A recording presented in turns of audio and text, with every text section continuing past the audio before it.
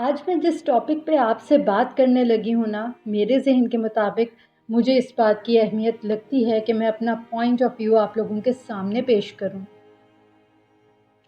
आप में से बहुत से ऐसे होंगे जो मेरी बात से मुत्तफ़िक नहीं होंगे। जितना वसी सोशल मीडिया प्लेटफ़ॉर्म आज के दौर में है, जिस तेज़ी से आपकी नज़रों के सामने से आए दिन वीडियोज़, रील्स और डिस्कशन फोरम्स गुज़रते हैं, आप उन सोशल मीडिया प्लेटफॉर्म्स पर रुकते हैं, उन्हें देखते हैं, सुनते हैं, जहां एक कसीर तादाद में मर्द औरतों के ख़िलाफ़ और औरतें मर्दों के ख़िलाफ़ बहस व मुबाहिसा में लगे हैं। मैं इन तमाम बातों से मुत्तफ़िक नहीं हूँ। दोनों जेंडर्स, जिसमें अमूमी तौर पर हम मर्द और औरत का ज़िक्र करते हैं, इक्वली इम्पॉर्टेंट हैं। रब ने दोनों को ही अपनी अपनी इनफरादी हैसियत देकर ज़िम्मेदारियाँ डाली हैं।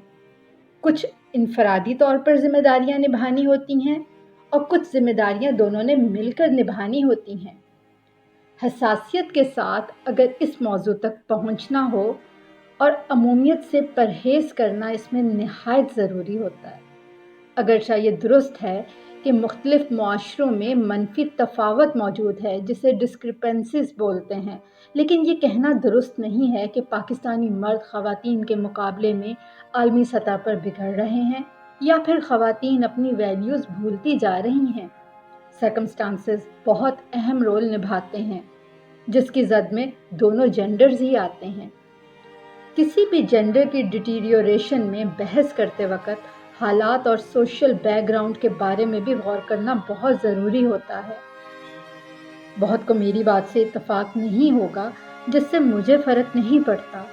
नो डाउट इसमें रत्ती भर भी शक नहीं है कि चंद गुज़रे सालों में हमारी सोसाइटी ने अपनी बहुत ही अच्छी कदरें खो दी हैं। सिर्फ़ मीडिया की आज़ादी के नाम पर अपने आप को डिग्रेड किया है।